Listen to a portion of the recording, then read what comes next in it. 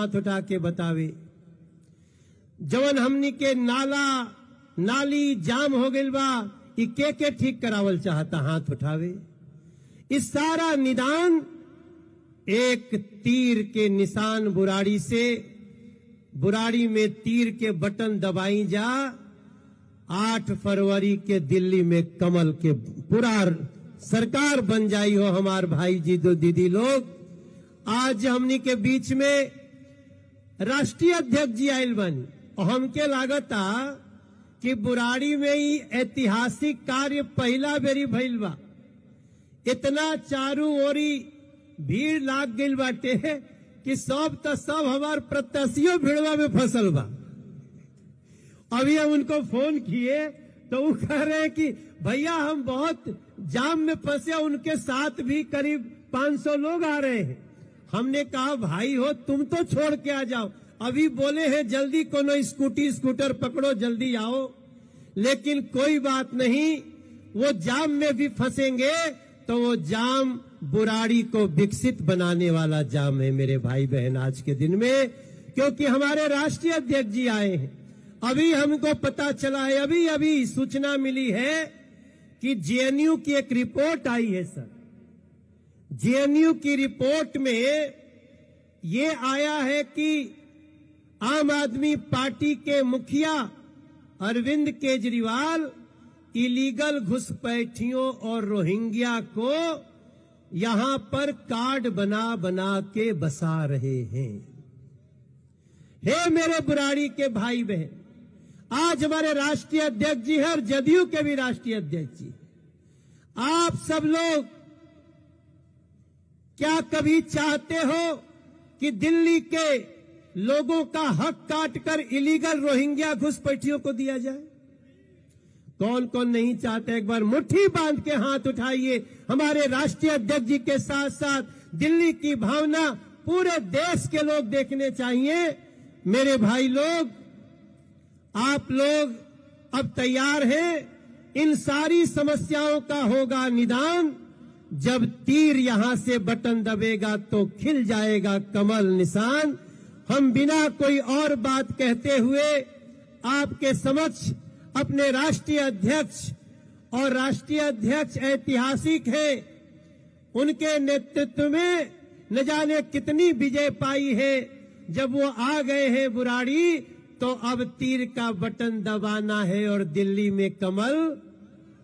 बहाने नहीं बदलाव चाहिए, और मुट्ठी बांध के कह दीजिए कि दिल्ली में भाजपा। बहाने नहीं और दिल्ली में बुराड़ी से तीर का निशान चाहिए, दिल्ली में भाजपा। एक बार जयकारा बोलिएगा, जेपी नड्डा जिंदाबाद, नरेंद्र मोदी जिंदाबाद, आदरणीय जेपी नड्डा।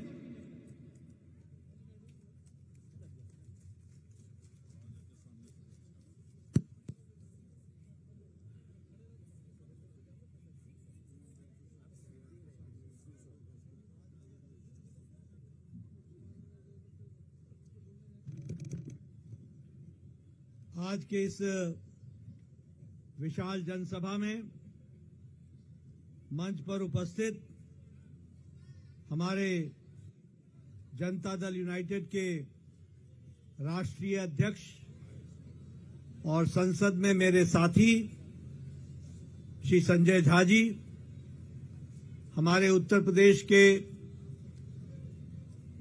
उप मुख्यमंत्री जो विशेष करके स्वास्थ्य विभाग को देख रहे हैं, और हमारे वरिष्ठ साथी श्री ब्रजेश पाठक जी, आप सबके बहुत ही लोकप्रिय और मेरे परम मित्र श्री मनोज तिवारी जी जो यहां से सांसद हैं, हमारे सांसद नालंदा के और हमारे वरिष्ठ साथी कौशलेंद्र कुमार जी, सुनील कुमार जी सांसद, हमारे दिवेश चंद्र ठाकुर जी माननीय सांसद, मदन साहनी जी जो बिहार के मंत्री हैं, शैलेंद्र कुमार हमारे प्रत्याशी जो कुछ ही देर में आपके बीच में आएंगे, दिनेश प्रताप सिंह जी उपाध्यक्ष दिल्ली नगर, बहन पूनम चौहान जी जिला अध्यक्ष और इमप्रीत बख्शी जी हमारे प्रदेश मंत्री,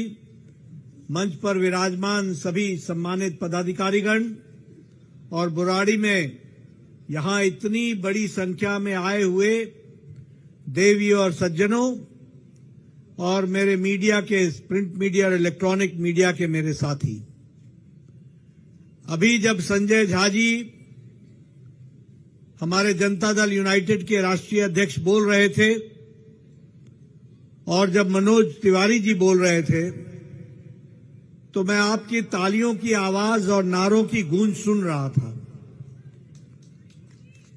उस ताली की आवाज और नारों की गूंज मुझे ये आश्वस्त कर रही है कि आपने 5 तारीख को शैलेंद्र जी को चुनाव जिता करके भेजने का मन बना लिया है बुराड़ी की जनता ने। क्योंकि जो मैं उत्साह देख रहा हूं, उमंग देख रहा हूं, जो मैं इस समय दिल्ली में, मुझे मालूम है सभा में लोगों का आने का मतलब क्या होता है, और वो भी दिन की सभा में, जो मैं उत्साह देख रहा हूं, उमंग देख रहा हूं, जो मैं जोश देख रहा हूं, वह साफ संकेत कर रहा है कि केजरीवाल अब ये ट्रैफिक जैम नहीं, 5 तारीख को तुम्हारी यात्रा का जाम लग जाएगा और तुमको वहीं रोक दिया जाएगा। यह चुनाव सिर्फ शैलेंद्र जी को चुनाव जिताने का नहीं है। यह चुनाव सिर्फ कमल ही तीर है और तीर ही कमल है, इसका चुनाव नहीं है। यह चुनाव दिल्ली की तकदीर और तस्वीर बदलने का चुनाव है। याद रखना मेरी बात। यह चुनाव आम आदमी पार्टी, जिसे हम आपदा के नाम से जानते हैं, ये आपदा से मुक्ति पाने का चुनाव है। और यह चुनाव दिल्ली को फिर से विकसित दिल्ली की तरफ बढ़ने का चुनाव है।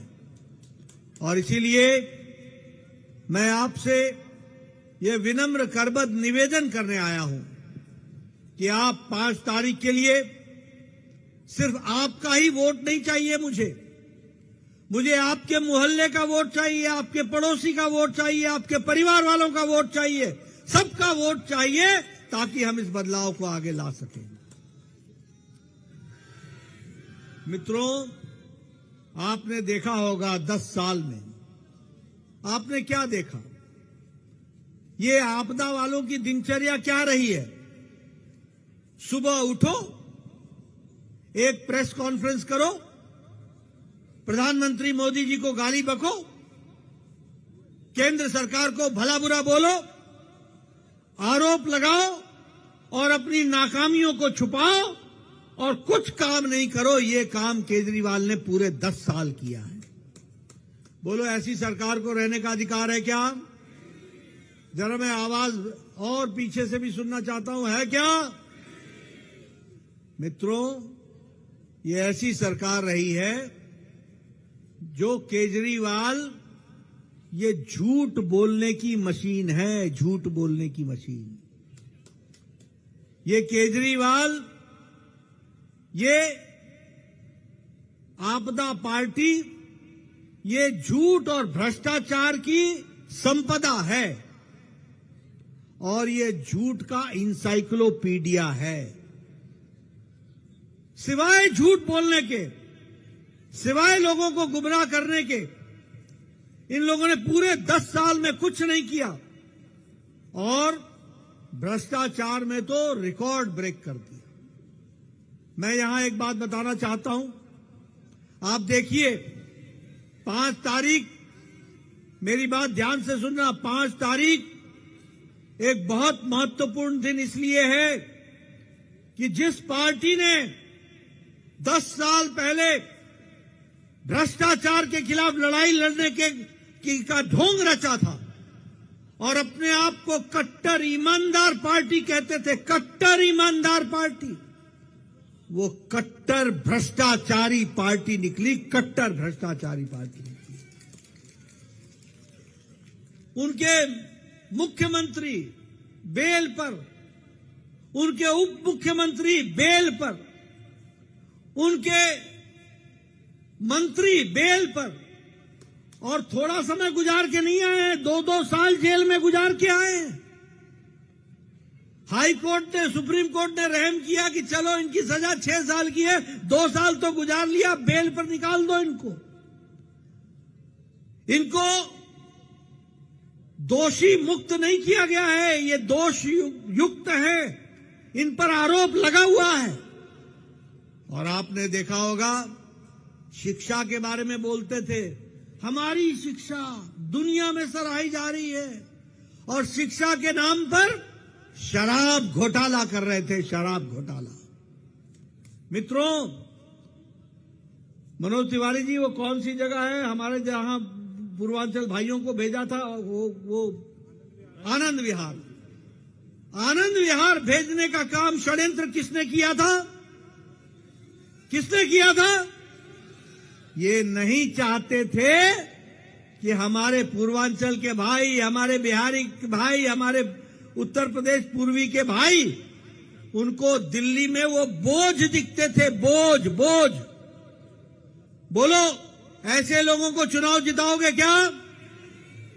इन्होंने शिक्षा के नाम पर शराब घोटाला किया, शराब घोटाला। और कितने का किया? 2800 करोड़ रुपए का, 28,000 करोड़ रुपए का घोटाला कर दिया। नहीं, 2800 करोड़ रुपए का घोटाला कर दिया। घोटाले पे घोटाला। ये लगभग 1300 करोड़ रुपए का घोटाला स्कूल की बिल्डिंग बनाने में किया, स्कूल के क्लासरूम बनाने में किया है। जल बोर्ड घोटाला, अगर मैं जल बोर्ड घोटाले की बात करूं, आप बताइए, आपको साफ पानी मिलता है क्या? पहले बताओ, पानी मिलता है क्या? साफ पानी मिलता है क्या? ये 28,000 करोड़ रुपए का जल का घोटाला कर गए, बिना ऑडिट के। कोई ऑडिट नहीं। भैया बैठ जाओ। कोई ऑडिट नहीं, 28,000 करोड़ रुपए का घोटाला कर गए। और पानी जो आपको दे रहे हैं वो आपको मालूम है। उसी तरीके से ये मोहल्ला क्लिनिक, बतौर स्वास्थ्य मंत्री बोल रहा हूं मैं, बतौर स्वास्थ्य मंत्री, मोहल्ला क्लिनिक में 65,000 फर्जी टेस्ट का घोटाला किया, 65,000 का। यानी 65,000 जो टेस्ट हुए ही नहीं, वो टेस्ट का फर्जी घोटाला कर दिया और अपने घरों में पैसे भरने का इंतजाम किया। ये 300 करोड़ रुपए का दवाई का घोटाला कर गए, ये मोहल्ला क्लिनिक के नाम पर। और उसी तरीके से, जैसे मैंने कहा, स्कूल के क्लासरूम बनाने में 1300 करोड़ रुपए का घोटाला कर गए। बसों में पैनिक बटन लगाना था ताकि महिलाओं को सुरक्षित रखा जाए। बोलो, बसों में पैनिक बटन लगा क्या? जरा जोर से बोलो, पैनिक बटन लगा क्या? पैनिक बटन तो असल में शीश महल में लगना चाहिए था, जहां महिलाएं सुरक्षित नहीं हैं, तो वहां तो लगा नहीं, बसों में भी नहीं लगा। और 500 करोड़ रुपए का घोटाला किया है, 500 करोड़ रुपए का। पत्रकार बंधुओं, मेरी बात नोट कर लेना, एक भी बात गलत निकल गई तो आप हमको पूछ लेना। 500 करोड़ रुपए का घोटाला किया। बस की खरीदी, बस की खरीदी में बस के दाम से ज्यादा बस के मेंटेनेंस का टेंडर कर दिया। सुना है आपने कभी कि बस के खरीदी में जितना पैसा खर्च हुआ, उससे ज्यादा तो बस के मेंटेनेंस के ठेके में खर्च कर दिया। और कितना घोटाला किया? 4,500 करोड़ रुपए का घोटाला किया। यह है कट्टर ईमानदार पार्टी के कट्टर बेईमान नेता, कट्टर बेईमान नेता। सीसीटीवी कैमरा, बोलो लगा है? सीसीटीवी कैमरा लगा है? बोलते थे मैं गली गली सीसीटीवी कैमरा लगाऊंगा। सीसीटीवी कैमरा में भी 571 करोड़ रुपए का घोटाला किया है। आपको जानकर आश्चर्य होगा, ये कट्टर ईमानदार पार्टी कट्टर बेईमान ऐसी निकली कि इनके मुख्यमंत्री, उप मुख्यमंत्री, मंत्री और एमएलए मिला करके इनकी पार्टी के 12% लोग जेल के अंदर होकर के आए, जेल के अंदर। ये चर्चा करते हैं ईमानदारी की। बोलो, अमानतुल्लाह खान जेल में है कि नहीं है? ताहिर जेल से अभी बाहर आया कि नहीं आया? सत्येंद्र जैन 2 साल बाद आया कि नहीं आया? केजरीवाल पर अभी बेल पर है कि नहीं है? आप बताओ, मनीष सिसोदिया बेल पर है कि नहीं है? ये कट्टर बेईमान पार्टी के नेता या तो जेल में हैं या बेल पर हैं, ऐसी इनकी स्थिति है। और इन्होंने, बताइए, दिल्ली को नुकसान पहुंचाया है कि नहीं पहुंचाया है? तकलीफ दी है कि नहीं दी है? आप बताइए, आज दिल्ली कूड़े का ढेर बन गया है कि नहीं बन गया है? जरा जोर से बोलो भैया, कूड़े का ढेर बन गया है कि नहीं? गली गली, घर घर कूड़े का ढेर लगा है कि नहीं? और ये 5 साल पहले वो बलसोया और गाजीपुर में वो कूड़े के पहाड़ देखने गया था और बता रहा था कि मैं इसको साफ कर दूंगा। साफ किया क्या?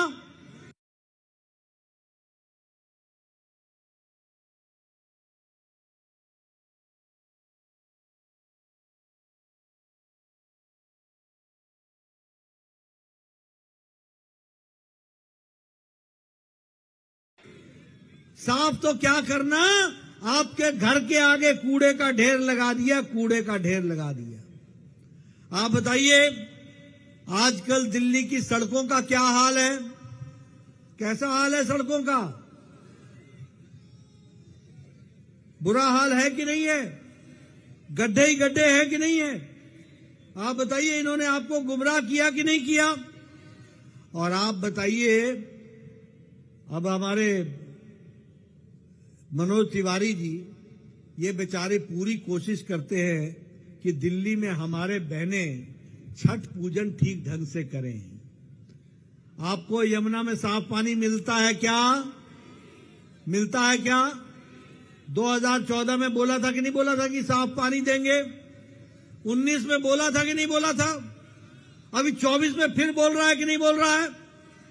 मेरा आपसे निवेदन है, तीर सही जगह चलाना, यमुना साफ मिलेगी और अगले छठ में आप साफ पानी में अर्घ देंगे, सूरज को अर्घ देंगे। ये मैं बहनों को विश्वास दिलाना चाहता हूं। मालूम है कितने का घोटाला किया है यमुना के पानी में? 8,000 करोड़ रुपए का। 8,000 करोड़ रुपए खा गए और यमुना का पानी। और फिर क्या बोलता है कि हरियाणा के सरकार इसमें जहर मिला रही है। बोलो, ऐसे ऐसे व्यक्ति को जो 10 साल संवैधानिक पद पर रहा हो, इस तरीके की झूठ बोले, ऐसे लोगों को एक दिन भी राजनीति में रहने का अधिकार है क्या? रहने दोगे क्या? अभी मनोज तिवारी बोल रहे थे कि वो केजरीवाल हार रहा है। मैं बोलता हूं, आपने उसको हर विधानसभा में हराना है और कमल और तीर को खिलाना है। इसके लिए आपको काम करने की जरूरत है। उसी तरीके से मित्रों, आपने देखा होगा, आप बताइए, आपके गली में आपकी नाली, गंदा नाली बह रहा है कि नहीं बह रहा है? आपको गंदा पीने का पानी मिल रहा है कि नहीं? गंदा पानी है कि नहीं है? पहले 200 लीटर तो निकल जाता है सिर्फ गंदा पानी को निकालने में। मैं सही बोल रहा हूं? और तब तक, जब तक सही पानी आता है, तब तक पानी का टाइम खत्म हो जाता है। आप बताइए, गली गली में पाइपें लगी है कि नहीं लगी हैं? टैंकर माफिया काम कर रहे हैं कि नहीं कर रहे हैं? सुप्रीम कोर्ट ने कहा, सुप्रीम कोर्ट ने, कि तुमसे अगर टैंकर माफिया नहीं संभलते हैं तो दिल्ली पुलिस को ये काम दे देता हूं मैं, लेकिन तुम टैंकर माफियाओं पर काबू करो, ये उन्होंने कहा। आज दिल्ली के लोग मुसीबत में हैं, यह भी हम सबको ध्यान में रखना चाहिए। आप बताइए, एक भी मेडिकल कॉलेज खोला केजरीवाल ने 10 साल में?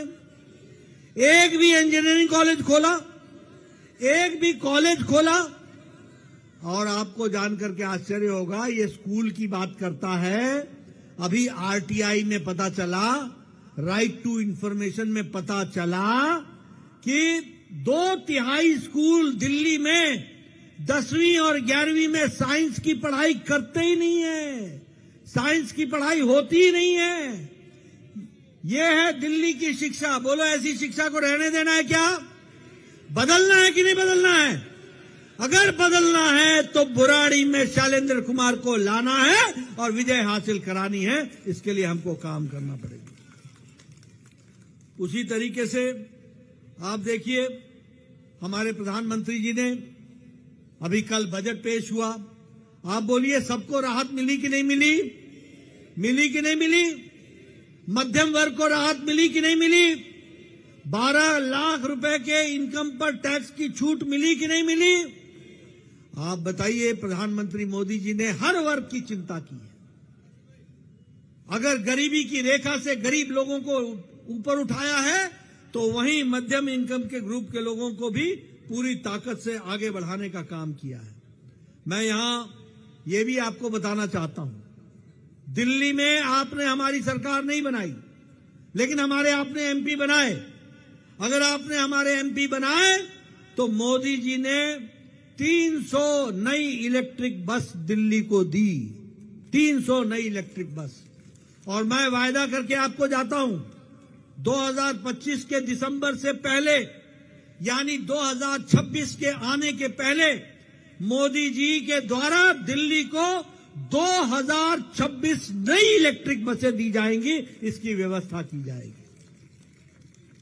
उसी तरीके से आप बताइए कि मेट्रो में 10 साल पहले 2014 में 179 हमारे किलोमीटर की मेट्रो थी। आज 400 किलोमीटर की मेट्रो की रेल लाइन बनी। 400 दुगनी हो गई है, दुगनी। और एक बात और बता दूं कि 135 नए स्टेशन बने हैं। उसी तरीके से आज दिल्ली से जो लोग हमारे दिल्ली आते हैं नौकरी करने के लिए और शाम को वापस जाते हैं, उनके लिए रैपिड रेल 3 साल के अंदर मोदी जी ने बना करके दिया है। अब दिल्ली से मेरठ रैपिड रेल के माध्यम से 40 मिनट के अंदर व्यक्ति दिल्ली से मेरठ पहुंच जाता है। यह व्यवस्था की है। दिल्ली मेरठ एक्सप्रेस हाईवे में 46 मिनट में दिल्ली का आदमी मेरठ पहुंच जाता है। यह काम प्रधानमंत्री मोदी जी ने किया है। उसी तरीके से हमारे अलीपुर से लेकर महिपालपुर, इसके लिए 3600 करोड़ रुपए खर्च करके एक्सप्रेसवे को आगे बढ़ाया है। द्वारका एक्सप्रेसवे में जो द्वारका से लेकर के खिड़की धौला तक, जिसमें लगभग 7500 करोड़ रुपए खर्च हुए, लेकिन वह भी हाईवे आपको बना करके दिया है। ये ईस्टर्न पेरिफेरल रोड और वेस्टर्न पेरिफेरल रोड, ये कुंडली से लेकर के गाजियाबाद से लेकर पलवल होता हुआ जो एक्सप्रेसवे बनाया है कुंडली से, जिसमें लगभग 135 किलोमीटर में 11,000 करोड़ रुपए खर्च हुए। आज कोई भी गाड़ी, कोई भी ट्रक जिसको दिल्ली नहीं आना होता है, वो बाहर से निकल जाती है।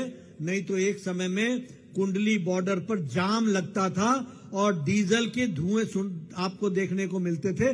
आज वो बाहर से निकल जाता है। उसी तरीके से ये जो हमारा वेस्टर्न पेरिफेरल है, जिसमें कुंडली मानेसर से होते हुए पलवल जाती है सड़क, अब इसमें भी 135 किलोमीटर की सड़क बनी है। 6 लेन सड़क है। 9,000 करोड़ रुपए इसके लिए खर्च हुए हैं। उसी तरीके से इंटीग्रेटेड कॉरिडोर जो उसको भी बनाया गया है, मेट्रो को आगे बढ़ाया गया है, हाईवेज बनाए गए हैं। ये तब किया है मोदी जी ने जब दिल्ली में हमारी सरकार नहीं है, लेकिन दिल्ली वालों को आराम दिया जा सके, उनकी तकलीफ कम की जा सके, उसके लिए काम किया है। अब मित्रों, मैं आपसे निवेदन करने आया हूं, आप बुराड़ी से तीर के निशान को आप वोट दीजिए, कमल खिलाइए, भारतीय जनता पार्टी और एनडीए की सरकार बनाइए। आपको मैं वायदा करता हूं, जैसे ही हाईवेज और पेरिफेरल रोड बना है, वैसे ही बुराड़ी की सड़कें चमकेंगी और उसी तरीके से सब चीजों का काम होगा। आपको जानकर खुशी होगी कि मोदी जी ने भारत के 25 करोड़ लोगों को, मोदी जी ने 25 करोड़ लोगों को गरीबी की रेखा से ऊपर उठा दिया है। 25 करोड़ लोग। और ये कैसे हुआ है? प्रधानमंत्री गरीब कल्याण अन्न योजना में 80 करोड़ की जनता को 5 किलो गेहूं या 5 किलो चावल, 1 किलो दाल दिया जा रहा है। और दिल्ली में भी 72 लाख परिवारों को, 72 लाख लोगों को यह सुविधा दी जा रही है ताकि कोई भी व्यक्ति भूखा ना सोए, इसकी व्यवस्था की जा रही है।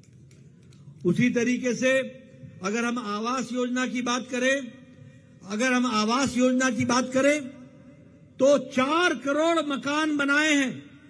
3,600 मकान दिल्ली में बने हैं और 6,500 फ्लैट बनाने का काम मोदी जी ने किया। जहां झुग्गी वहां मकान ये बना करके दिया है। और ये केजरीवाल ये कहता है तुम्हारी झुग्गियां तोड़ दी जाएंगी। मित्रों, मैं बता देना चाहता हूं, कल मोदी जी ने बताया है, कोई भी झुग्गी नहीं टूटेगी, सब झुग्गियां वैसी रहेंगी, लेकिन हम आपको पक्का मकान दे करके रखेंगे और आपको हम फ्लैट बनाएंगे और आपको हम प्रधानमंत्री आवास योजना में मकान देंगे।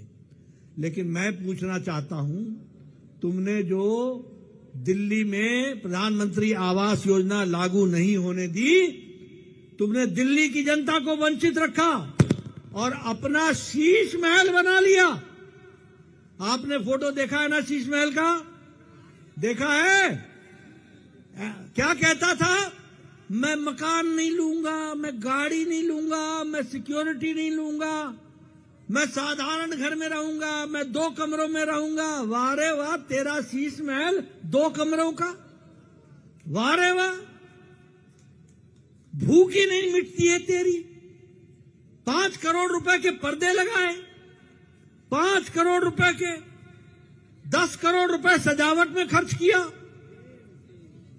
1.5 करोड़ रुपए मार्बल।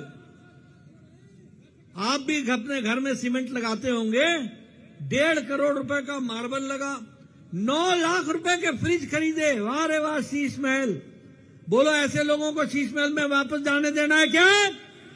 जाने देना है क्या?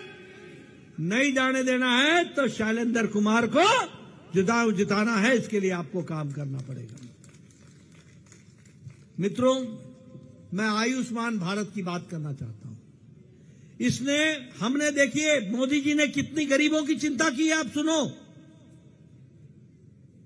61 करोड़ लोगों को, भारत की 45% की आबादी, और कौन है ये आबादी? रेडी वाला, रिक्शा वाला, ठेला वाला, बस का ड्राइवर, बस का कंडक्टर, टैक्सी का driver, lift man, security man, hotel में काम करने वाला वेटर, होटल में बर्तन साफ करने वाला व्यक्ति, कूड़ेदान से प्लास्टिक इकट्ठा करने वाला व्यक्ति, बाल काटने वाला व्यक्ति, जूते बनाने वाला व्यक्ति, ऐसे गरीब लोगों को गंभीर बीमारी से लड़ने के लिए 61 करोड़ लोगों को प्रधानमंत्री ने हर साल 5 लाख रुपए का उनको गंभीर बीमारी से लड़ने के इलाज के लिए पैसा दिया। लेकिन इस केजरीवाल ने दिल्ली के 51 लाख लोगों को वंचित रखा। 51 लाख लोगों को उनको ये इलाज नहीं लेने दिया। मोहल्ला क्लिनिक के चलते ट्यूबरक्लोसिस के पेशेंट बढ़ गए, क्योंकि तुम्हारे पास वहां डिटेक्शन करने का नाम नहीं है। 4 दिन दवाई देते हो, 5वें दिन बेचारा मजदूर फिर से काम में लग जाता है, उसको पता नहीं चलता कि उसको टीबी हो गया है और वो रेजिस्टेंट टीबी का पेशेंट हो जाता है और वो फिर दूसरों को भी टीबी का पेशेंट बना देता है। ये तुमने स्वास्थ्य के साथ खिलवाड़ किया, दवाइयों में घपला किया 300 करोड़ रुपए का। और क्या बोलता है, मेरी इंश्योरेंस अच्छी है। अरे मित्रों, एक बात ध्यान रखना, अगर दिल्ली में आयुष्मान भारत जब लागू होगा तो दिल्ली का व्यक्ति अगर कैंसर हॉस्पिटल मुंबई में भी इलाज कराएगा तो मोदी जी का पैसा सीधे मुंबई पहुंच जाएगा, बीच में उसको कोई नहीं रोक सकेगा। इस तरीके की व्यवस्था होगी। और इसीलिए, और मैं आपको बताऊं, अभी तक 60,000 लोगों ने, गरीब लोगों ने अपना बाईपास सर्जरी कराई है। 60,000 लोगों, 3 लाख लोगों ने पथरी का इलाज कराया है, 2 लाख लोगों ने अपने घुटने बदलवाए हैं, 7,40,000 लोगों ने कैंसर से जुड़े अपने इलाज को अंजाम दिया है। और ये कौन लोग हैं? मैंने आपको पहले बताया, रिक्शा वाला, ठेला वाला, रेडी वाला, फेडी वाला, लिफ्ट मैन, गरीब आदमी जो कभी अस्पताल की तस्वीर नहीं देख सकता था, वो प्राइवेट में भी हॉस्पिटल में जाकर के इलाज करा रहा है और मोदी जी उसको 5 लाख रुपए का चेक दे रहे हैं ताकि वो अपनी व्यवस्था कर सके। मित्रों, 5 तारीख को आपने सही जगह बटन दबाना। 8 तारीख को हमारी सरकार बनेगी, मोदी जी का आयुष्मान भारत 5 लाख रुपए मिलेगा और दिल्ली सरकार की तरफ से 5 लाख रुपए और देंगे। 10 लाख रुपए का हर साल आप इलाज करा सकोगे, ये हम व्यवस्था करेंगे। उसी तरीके से आप सब जानते हैं, ये केजरीवाल ने पंजाब में 1,000 रुपया बहनों को दे दिया क्या? दे दिया क्या? दिया क्या? लेकिन मोदी जी ने मध्य प्रदेश में अगर कहा कि मातृ वंदना योजना में आपको पैसा मिलेगा, तो आज वहां पर पैसा मिल रहा है, बहनों की जेब में जा रहा है, सीधे सीधे जा रहा है। छत्तीसगढ़ में हम दे रहे हैं मातारी योजना के तहत, राजस्थान में हम दे रहे हैं, उड़ीसा में हम दे रहे हैं। जहां जहां हमारी सरकार है, मोदी की गारंटी मतलब गारंटी पूरी होने की गारंटी है, इस बात को समझो। और इसलिए 8 तारीख को जब हमारी सरकार बनेगी, तो दिल्ली की बहनों को भी 2,500 रुपए महीने का मिलना शुरू हो जाएगा। 2,500 रुपए गरीब महिलाओं को मिलना शुरू हो जाएगा। हम 500 रुपए का सिलेंडर देंगे और दीपावली में और होली में मुफ्त सिलेंडर देंगे। ये मोदी जी की गारंटी है, आपको ध्यान में रखना है। उसी तरीके से जैसा मैंने बताया, आयुष्मान भारत लागू करेंगे। जिनकी उम्र 60 साल है, वृद्धा पेंशन 60 से 70 को हम 2,000 से 2,500 उनको हम पेंशन देंगे और जिनकी 70 से ज्यादा उम्र है उनको हम 3,000 रुपए प्रति माह पेंशन देंगे। इस व्यवस्था को हम करेंगे। हम हर झुग्गी झोपड़ी में अटल कैंटीन चलाएंगे और 5 रुपए में पौष्टिक और स्वादिष्ट भोजन खिलाएंगे। इसकी हम व्यवस्था करेंगे। उसी तरीके से केजी से पीजी तक हम मुफ्त शिक्षा देंगे और BR अम्बेडकर स्टाइपेंड योजना के तहत जो लोग पॉलिटेक्निक में, ITI में जो पढ़ाई कर रहे हैं उनको, या स्किल सेंटर में, उनको हम 1,000 रुपए प्रति माह देंगे ताकि उनकी पढ़ाई हो सके।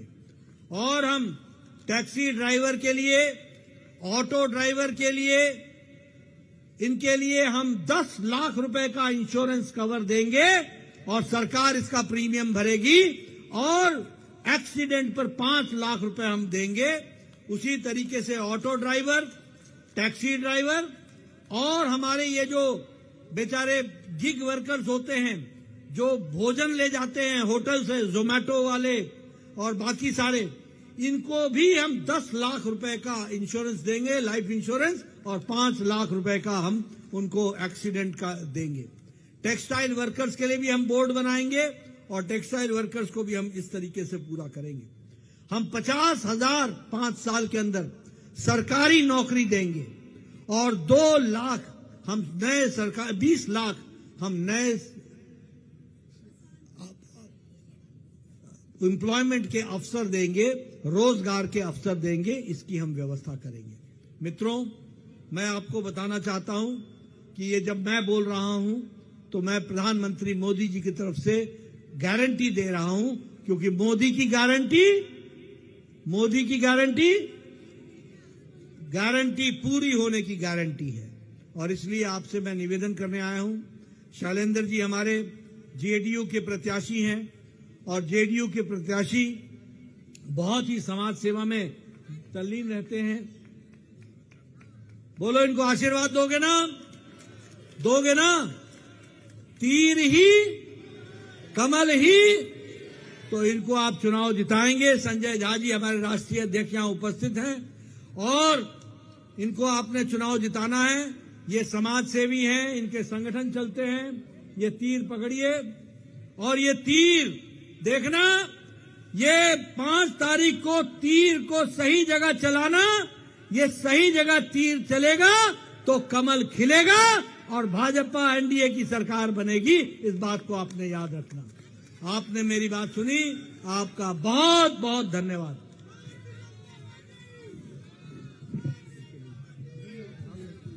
हम अपने पांचों मंडल अध्यक्ष को आगे बुलाते हैं। राष्ट्रीय अध्यक्ष जी के साथ एक फोटो हो जाए। सर, हमारे बुराड़ी के पांचों मंडल अध्यक्ष पहले इस फोटो के बाद गुलाब सिंह राठौर, जरा माइक संभालो।